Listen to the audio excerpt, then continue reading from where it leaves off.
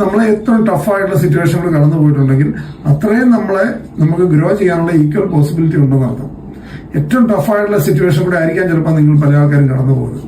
ആ കടന്നു പോകുന്നുണ്ടെങ്കിൽ അത്രയും നമുക്കൊരു തിരിച്ചു വരാനുള്ള സാധ്യതയുണ്ട്. അത്രയും നമ്മൾ കരുത്തരായിക്കൊണ്ടിരിക്കുകയാണ്.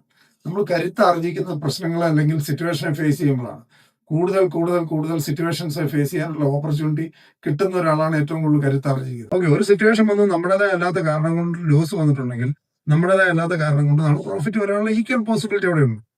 നമ്മുടേതായ അല്ലാത്ത കാരണം കൊണ്ട് ലൈഫിൽ ചിലപ്പോൾ ചില നല്ല കെടുമതികൾ ഉണ്ടാവാം, സെറ്റ് ബാക്കുകൾ ഉണ്ടായിട്ടുണ്ടെങ്കിൽ നമ്മുടേതായ അല്ലാത്ത കാരണം കൊണ്ട് തിരിച്ചു പോകാനുള്ള പോസിബിലിറ്റി ഈക്വൽ അല്ലേ? തീർച്ചയായിട്ടും അതെ.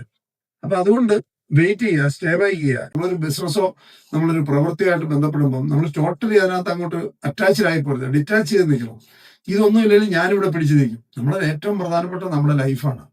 അതേ തൊട്ട് കളിക്കരുത്. പൈസ പോയാൽ നമുക്ക് ഉണ്ടാക്കാം, നഷ്ടപ്പെട്ടാൽ ഏറ്റവും നമുക്ക് തിരിച്ചുണ്ടാക്കാൻ സാധ്യതയുള്ള സാധനം പൈസയാണ്. പൈസയെ ഭയപ്പെട്ടിട്ട് ഒരിക്കലും പൈസ ഉണ്ടാക്കാൻ പറ്റില്ല. നിങ്ങൾ യഥാർത്ഥത്തിൽ നമ്മുടെ നാട്ടിലെ കൂടുതൽ ആൾക്കാർക്കും പേടിക്കേണ്ട സാധനത്തിന് പേടിയില്ല, ഭയപ്പെടേണ്ട സാധനത്തിന് പേടിയില്ല, ഭയപ്പെടാത്ത സാധനത്തിന് ഏറ്റവും കൂടുതൽ ഭയപ്പെടുന്നത്. ഇതുകൊണ്ടാണ് സാധാരണ ആൾക്കാർ ഓർഡർ ആകുന്നിട്ട് ഏറ്റവും ഭയപ്പെടാത്ത, അതായത് പേടിക്കരുതാത്ത സാധനം പൈസയാണ്. പൈസ പോയാൽ എന്ത് ചെയ്യും എന്നുള്ളൊരു വറിയിലാണ് കൂടുതൽ ആൾക്കാരും ചെയ്യുന്നത്. അവർക്ക് ഹെൽത്ത് പോയാൽ എന്ത് ചെയ്യും എന്നുള്ളതിനെ കുറിച്ച് വറിയില്ല.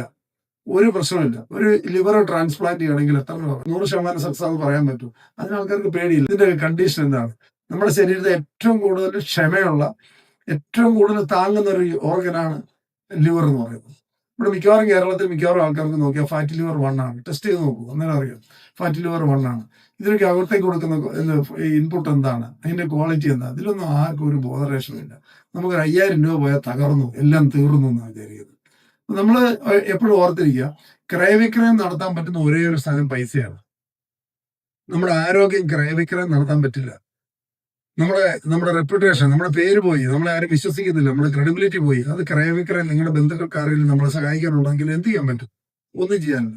നമ്മളുടെ ആരെങ്കിലും ബന്ധുക്കളോ സുഹൃത്തുക്കളോ അദ്ദേഹത്തിന്റെ ഒരു ഫേസ് വാല്യൂ പോയി, അദ്ദേഹത്തിനെ കുറിച്ച് പബ്ലിക്കിൽ വളരെ മോശമായ ഇംപ്രഷനായി, നമ്മൾ അദ്ദേഹത്തിനോട് വളരെ അടുപ്പമുള്ള ഒരാളാണ്.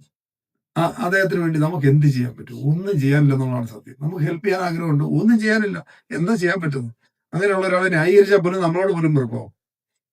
നേരെ തിരിച്ചു നോക്കൂ, നമ്മള് ഇഷ്യൂസ്, നമ്മൾ ഏറ്റവും ക്ലോസ് ആയിട്ടുള്ള ആൾക്കാരുള്ള issues, family members, husband wife റിലേഷൻഷിപ്പൊക്കെ വന്നു കഴിഞ്ഞാൽ ഇതൊക്കെ പാച്ചപ്പ് ചെയ്യാൻ വലിയ വലിയ ബുദ്ധിമുട്ടുള്ള കാര്യങ്ങളാണ്.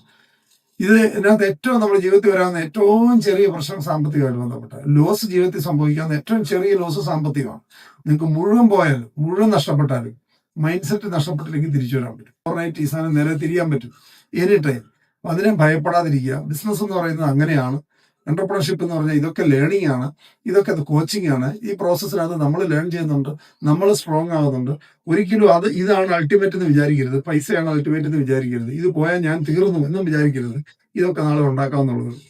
നമ്മൾ ലോകത്തിൽ വലിയ സക്സസ് ഒക്കെ ഉണ്ടാക്കിയിരിക്കുന്ന 60കളുടെ മുകളിലാണ്.